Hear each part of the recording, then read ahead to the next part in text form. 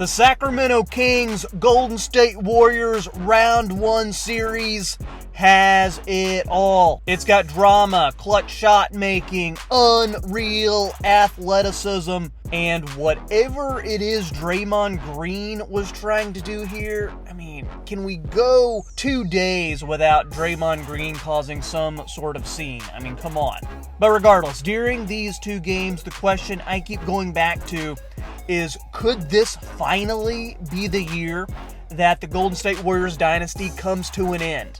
And you know what? How fitting is it that it would be against a young, up-and-coming team with lots of playoff newbies? This is quite a story. So how are the Kings able to do it? How are they able to go up 2-0 in this series? Well, let's start off by looking at DeAaron Fox. Every year, there's always a couple players that rise to the top. They make some of the casuals take notice. Well, I'm not a casual, but you know what? Even I am taking notice of what DeAaron Fox is doing. In the 2 games against the Warriors, he has increased his scoring average from 25 points to 31 points. He has upped his assists from 6 assists to 7 assists, and he's kept his shooting percentages pretty much in line with what we saw in the regular season. But this is where I'm really noticing it. On the defensive end, he is clamping down, as shown by his steal rate, which has gone from 1 steal a game in the regular season to 3.5 games in the postseason. In Game 2 alone, 4 steals. Hey, fantastic Mr. Fox, I see you. Just look at what he's doing right here. Klay Thompson bringing the ball up the court. Oh, I didn't even see DeAaron Fox behind me. He passes it off to Harrison Barnes for the flush. The crowd, of course, they're loving it.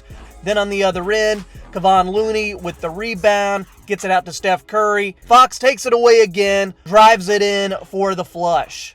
DeAaron Fox finished Game 2 with 24 points, and toward the end of the game, he was making some clutch plays, whether it was from hitting some big shots or making plays for his teammates. This was after the Draymond Green ejection, and you thought, okay, maybe this would galvanize the Warriors to really take over this game. It had been close a lot during the fourth quarter, but DeAaron Fox, he had something to say about that. The game is tied, about 5 minutes left. This is where you would expect the Golden State Warriors to take over. Well, not so.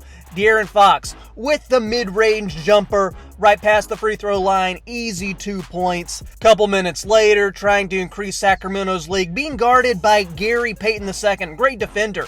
He's able to shuffle past him, throw the ball over to Harrison Barnes, another easy 2. But it's not just DeAaron Fox who's doing damage to the Golden State Warriors. I want to talk about what Sacramento's backup guards are doing, because I think they are the keys for this series. Of course, De'Aaron Fox, Domantas Sabonis, they're all stars. It's not a surprise that they're getting their points and that they're having good games. But the Warriors need to find a way to stop guys like Malik Monk and Davion Mitchell. So far, the series is being decided by how well these two guys are playing. Let's look at Davion Mitchell. In college, if you'll remember, he was a lockdown defender. That's what made him a lottery pick 2 years ago by the Kings.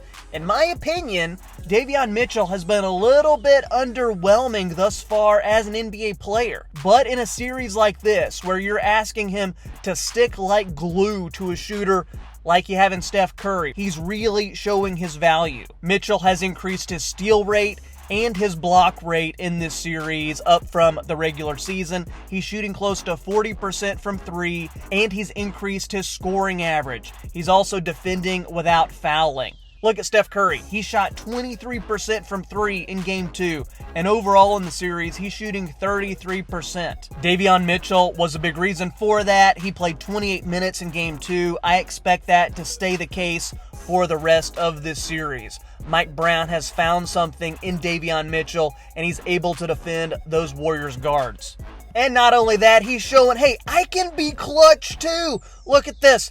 Golden State down 6, Sacramento with the ball. Davion Mitchell says, hey, I'm just going to drill this wide open three, put us up by 9. I'm going to close out the game. Hammer, nail, coffin. This baby is over. And can we talk about Malik Monk?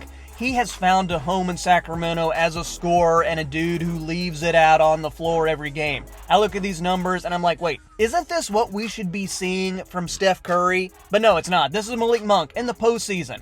25 points, 45% from three, 50% overall from the field. Give him a few rebounds, give him a few assists. Monk is on a hot streak, and it could not come at a better time.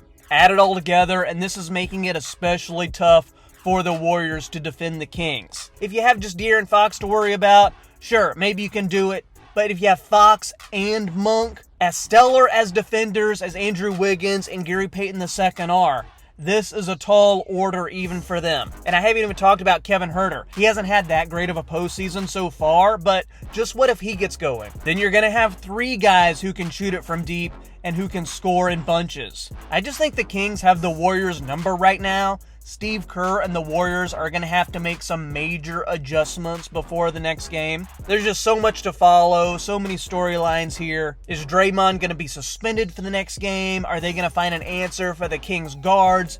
Will Alex Len continue his strong play? Who saw this coming? Guys, let me know what you think in the comments. Do you think the Warriors are toast? Do you think maybe I'm just overreacting from a couple of good Kings games? Let me know. But if you have enjoyed this video, please drop a like. Please hit subscribe so I can keep bringing you videos just like this. Hey, have a great one, and I'm going to catch you next time on the Half Court Report.